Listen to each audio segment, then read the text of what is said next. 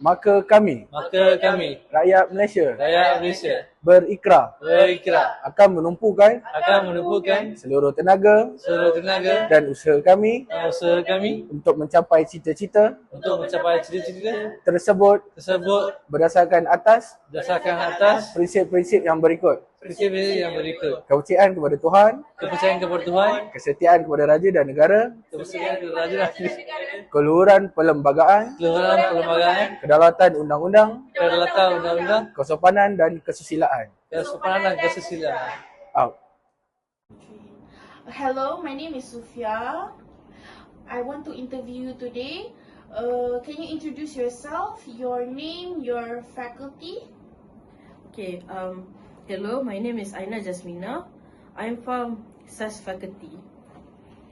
What's your course again? My course is, I'm in Bachelor's in English Language and Literature Studies Honours. So I will ask you a few questions about general knowledge about Malaysia today. So my first question would be, do you think Malaysia has a good education system, and why do you think so? Truthfully?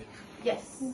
Because compared to now and before, now I don't really think so, because before COVID happened, I think we had a really good systematic education system. Like students have UPSR, like their first sight into what a big exam is, and then going into PT3, and then going into SPM. So before this, students already know what to expect. So their first time is in UPSR, and then going into PT3, they have like, okay, this is a big exam, but they still don't, how to their timetables, how they work, how to train themselves into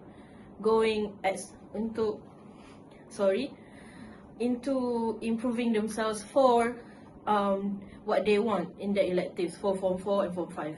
And then going into SPM, they already know what to do from UPSR and also PT3, and so they can already adjust into like this big pressure into scoring the SPM. But that is before. Now after COVID, because of UPSR and PT3 gone, I feel that the education system is not really, it's okay, but it's kind of cruel to students, because without PT3, at least, they kind of throwing the students into the heat of the fire, because they don't understand how big is the exam. At least if there's PT3, they can slowly adjust into adjusting this big pressure. But without just going into SPM, the results are just at far is just for this 50% and above, because they don't understand. When in comparison to before COVID, we can expect like, okay, some students can excel into this because they already know this pressure and all that. And like my second question would be, what do you think the education system should be improved? I think at least, going into my previous point, at least bring back PT3. I understand if they don't want to bring UPSR because of the pressure for the students, and I understand because at that time we just about to go into teens. We don't understand the world much yet. But at least if they bring back PT3, they can actually train the students to understand the big exams. And because the teachers train students into doing the PT3, they can slowly adjust the methods into how they going to train the students into scoring the SPM then. Because compared to like just a usual exam, and also PT3 and SPM, the big exams like that, because the regular exams is just measuring how our competency, but for PT3 and SPM, it's more how putting the students into certain area, certain strengths of their knowledge, and so it's better to train them, to actually guide them before going to the biggest one, SPM. Like, there are levels to this. And like from what you said, what activities you could propose to promote nationalism between these Malaysians?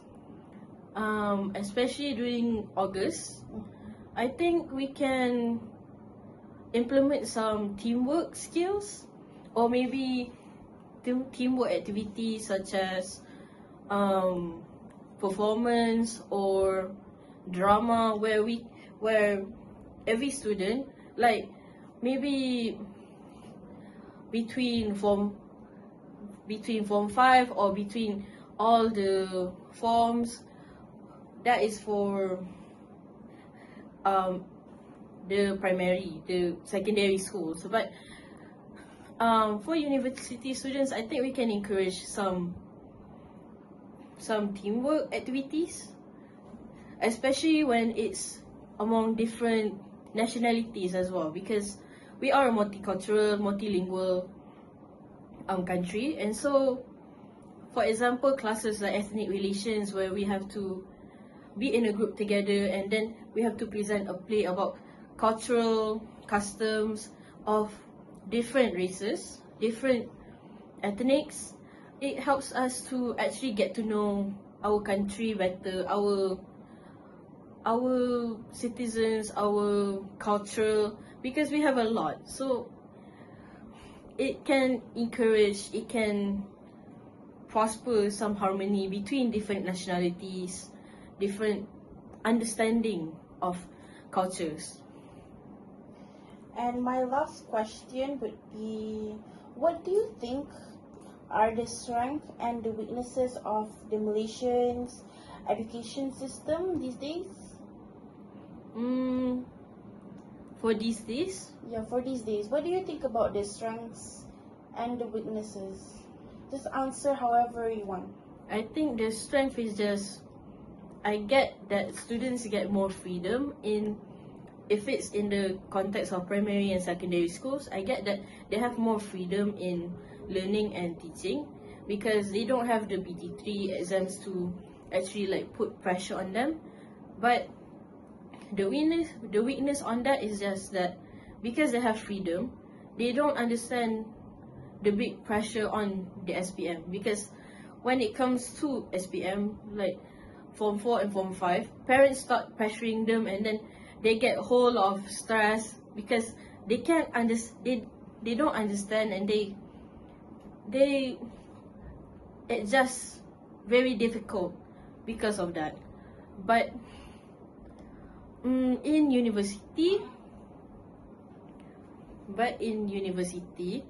I feel that is the strength is that because it's like customized to different students. Like some people going engineering, some people going business.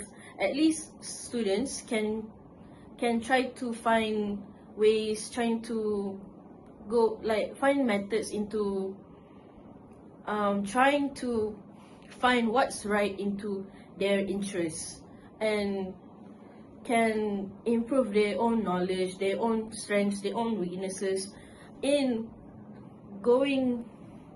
furthering their interests and dreams and jobs, such as like internships and so on. Okay, thank you for today. Thank you for answering my questions, Aina. Thank you. Hello, my name is Sufia. I wanted to ask you questions for my subject MPU Civic Education. And can you please give me your name, course? Sure. My name is Harin. In abbreviation, we call me Harun Raj. I'm from BTESO, from the SES, School of Education of Social Science. I'm currently I finished my 3rd year of TESO, waiting for my internship. So yeah, you may ask whatever question that you would like for. Go for it. So my first question would be, do you think Malaysia has a good education system? Would you tell me why, if you think so? I would say yes. Malaysia have a solid education system, but it has its own side effect. It has its own inferiorities, also its superiorities. In the terms of, if you want to look up the scale of Malaysian governmental system for coming 10 years before this, we can say that majority of the students are encountering difficulties in the terms of not going through a final assessment where they were able to test their academic system and also their intelligence system. Now we can say back then it used to have, for primary students, at the final year of primary students, at 12 years old of students, they used to have UPSR. We can say that UPSR has been replaced with another, like a TVET, a small program of final assessment project, where they could be able to evaluate their intelligence, their academic performance, and go on and so on forth. Now, the same concept that has been carried through at secondary school students, when we are going to look up to Form 3 students, where the 15 years old kids, they right now has not go to or encounter the PT3, or if you would like to call as PMR. Those assessments of education system used to be the pillar, or used to be the main highlight of the main systems for the students to understand, to acknowledge whatever academic and flourishment they used to have.